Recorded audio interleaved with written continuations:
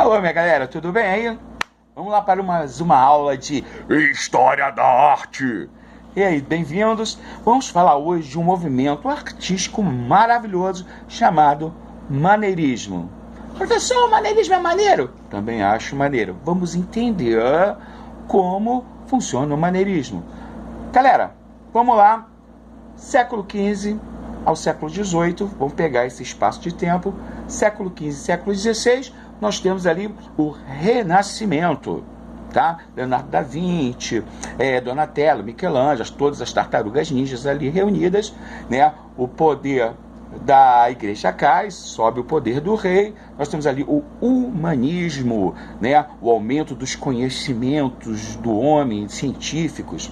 Show de bola. Quadros iluminados, personagens centralizados no meio da tela, tá ok? Aquele reconhecimento, né? Aquela releitura dos movimentos greco-romanos, movimentos artísticos greco-romanos. Show de bola, tá ok? Então, o que acontece?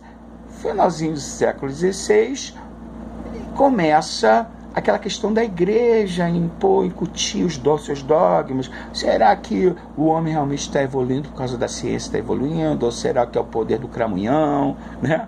Então é aquele movimento, aquele tentando fazer a cabeça das pessoas, e consegue. E aí essa dúvida começa a acontecer dentro, né, dessa sociedade europeia. Show de bola. Então vamos entender.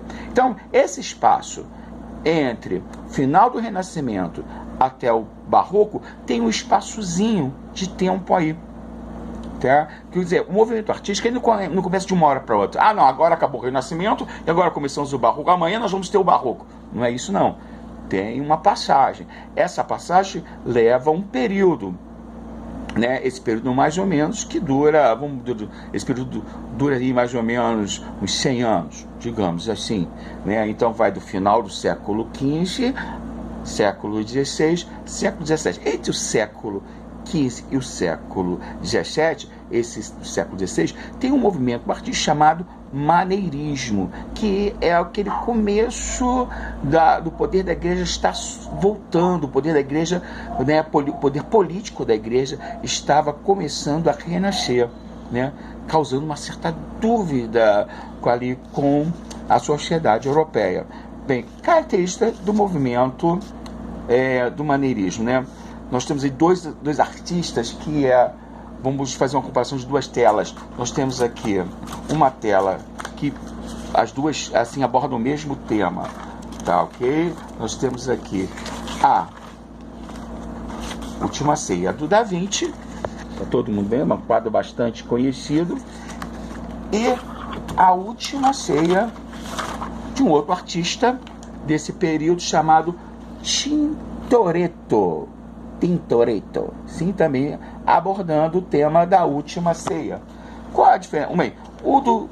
A Última Ceia do Da Vinci é por volta de 1495 que foi pintado, e do Tintoretto volta de 1592, dando espaço de uma tela entre outra mais ou menos de 97 anos, vou botar 100 anos, tá ok?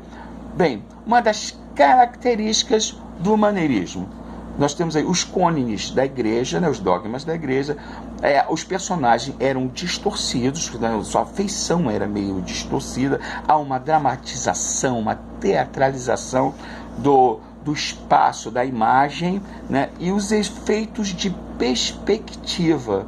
Isso é interessante. Perspectiva é aquela maneira de você observar o objeto que está dentro do quadro, né? O maneirismo não respeita muito essa coisa da perspectiva. Quanto mais perto, maior a imagem fica. Quanto mais longe, menor a imagem fica. Tá? Outra característica também são o formato das mãos e dos pés são mais alongados e a pele acinzentada, e também é outra característica que é muito evidente no maneirismo, é o excesso de cabeçada dentro da tela, excesso de pessoas dentro da tela. Isso é bastante representado numa obra de arte de um pintor famoso chamado El Greco, tá? El Greco é porque ele era da Grécia. E ele pintou um quadro chamado O Enterro do Conde de Orgaz.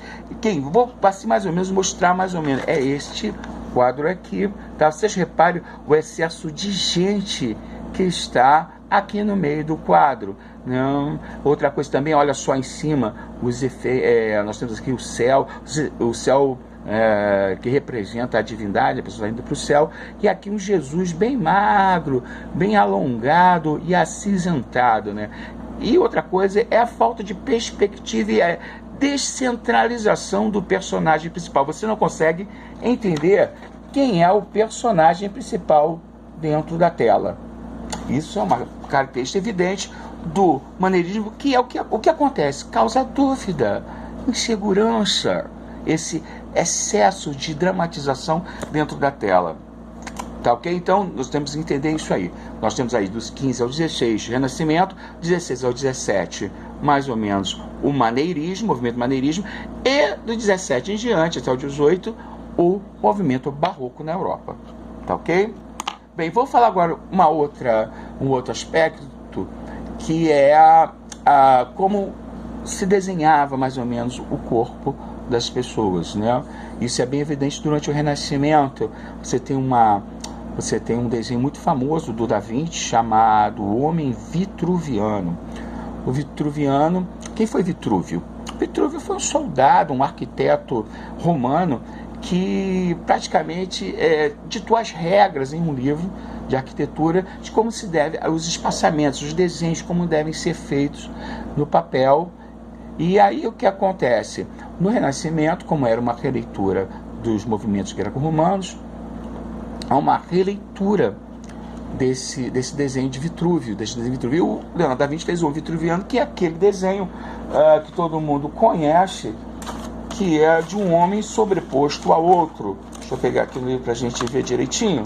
Aqui, que é esse desenho aqui, muito famoso por sinal.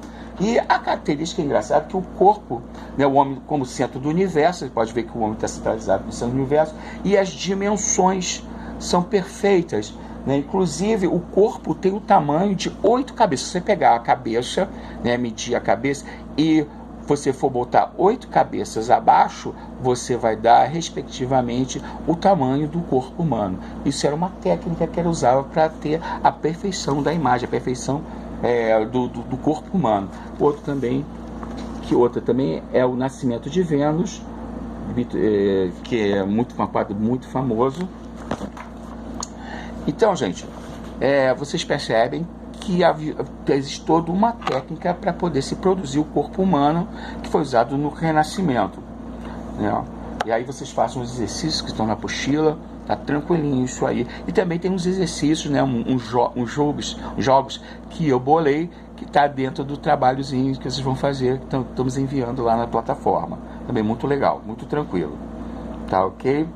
Bem, vamos falar agora do finalzinho aqui do nosso capítulo, que é o capítulo 2 da apostila, que fala sobre o nosso amigo Conde Drácula.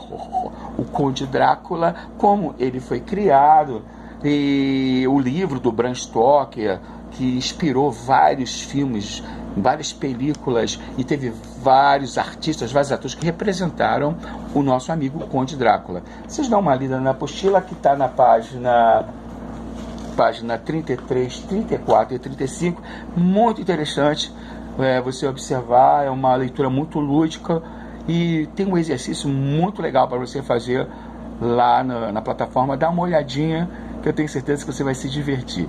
Tá legal? Gente, um grande beijo, valeu, 9º ano, tamo junto e misturado. Valeu? Tchau, tchau, beijo do Badaró.